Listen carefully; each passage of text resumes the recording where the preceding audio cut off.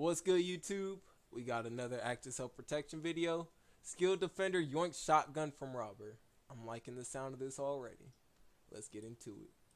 If you pay attention during an armed robbery, you might find a time to turn the tables.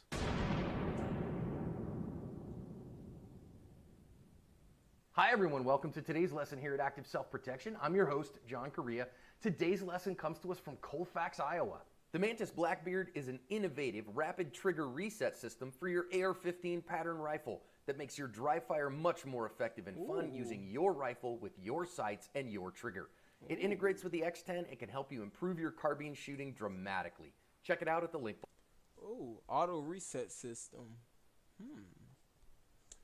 Maybe they're talking about it helps you shoot faster? Is that like I got a switch on my trigger for that exact reason, because it literally, the moment that thing resets, it's ready to shoot again. And it is. I don't even got to pull it myself because I'm holding it.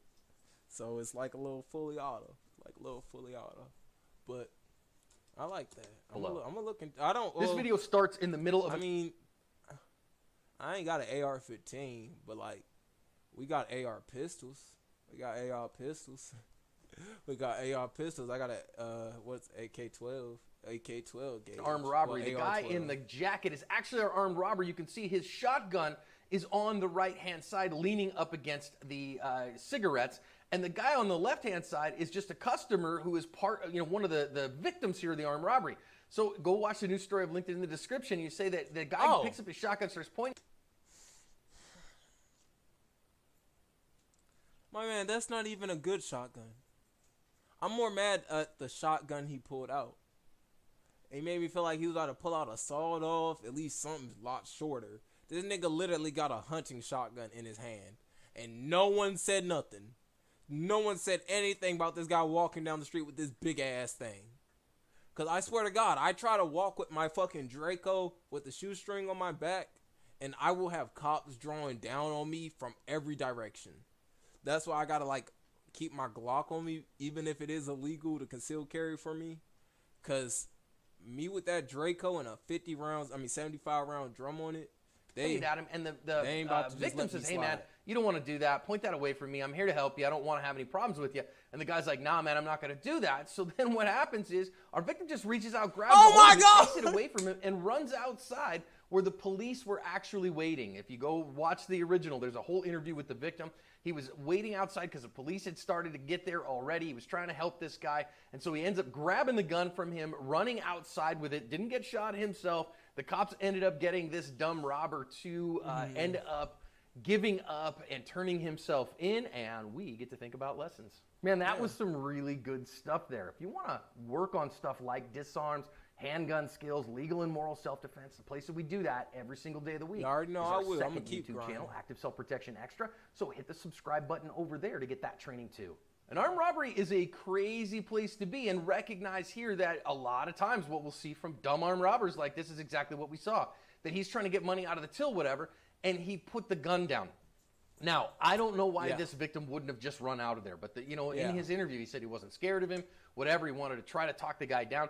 I think the more prudent path here would have been to just run out the front doors. Would have been to just get the heck out of there the second that you recognize, oh, that dude doesn't have a gun on him. Now, if our victim had a firearm on him, would he have been justified in order to shoot this guy? I think the answer is yes. He's an armed robber. He's imminently armed. And so that would have been a counter ambush opportunity, but he's not, and he doesn't have that opportunity, so you wait your turn. Okay, fine. Now, of course, dude points a gun at him, and I think our victim stayed calm, and that's a big deal. He decides to stay calm in the moment and wait for his opportunity. So purposeful compliance gives you the opportunity, and the opportunity comes here when our bad guy takes his eyes off of his victim. So when he looks away, now is my opportunity if you are ready to have it. So this is why we talk about having attitude, having skills, having plan, being ready in that moment.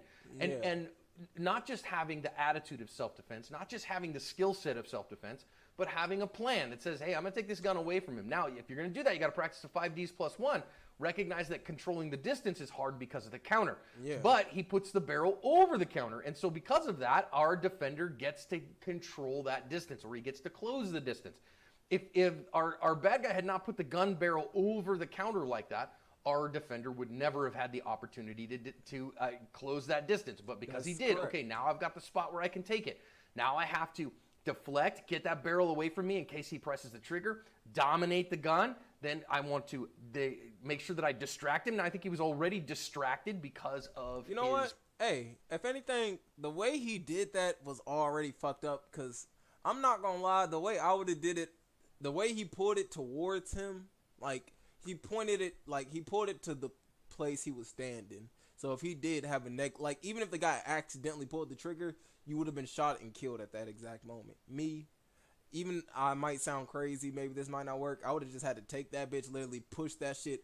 You see how it went that direction? I would have went that direction, like by the catch register shit. So literally that, but I would have used the leverage of me running and pushing the gun that direction to literally spin that bitch sideways. So either he's gonna flip, he's gonna let it go, or son's gonna happen, or I'm gonna take out the catch register. But all I know is that at least by that point I would have had it in my arms like this, where the barrel would have at least maybe shot somebody outside, not me. But the way he was doing it, he would have got himself hurt. Hey, what's up, Matthew? I'm at work and I saw this pop. What's good, bro? Oh yeah, I told you it was coming. I told you it was on the way, my good sir. Looking away, then Glad get to the gun have away you. from him, disarm, and then disable. So that's our 5Ds plus 1. Control the distance first, then deflect, dominate, distract, disarm. On God, now active self-protection, I can't lie. There's some stuff that they teach me that I'm gonna be listening. I'm like, that's good. Like those 5Ds. Everyone knows that, but like, it's one of those things that like, if you're not really trained in it, you don't like. It's not up here meant like all the time for when shit happens. And I'm not gonna lie, I don't think those 5Ds were up there for me. All I know is how guns work, and I know I don't want to be shot. So even all the other stuff wasn't in count. All I would have been thinking about is, okay, what's the distance of the front of the barrel to me? That's all I would have been worried about. And as long as it's to the point that maybe I might get a couple pellets on my side. I gotta worry about a hot ass barrel. I deal with a burning barrel before I deal with some burning shots.